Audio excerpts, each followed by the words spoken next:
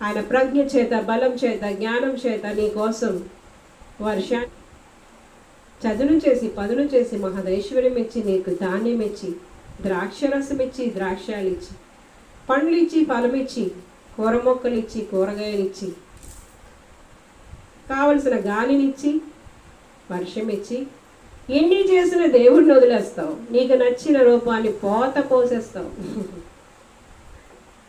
అవి పలకవని తెలుసు, వినవని తెలుసు, నిన్ను కాపాడవని తెలుసు. అయినా నువ్వు అదే చేస్తావు, చేస్తూనే ఉంటావు. ఎందుకంటే నువ్వు పశువువి కదా, పశుప్రాయుడు. దీనిలో ప్రాణమేమీ లేదు.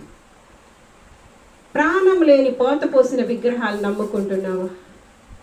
నీకోసం సమస్తాన్ని సృష్టించిన సృష్టికర్తని నువ్వు నిర్లక్ష్యం చేస్తున్నావా?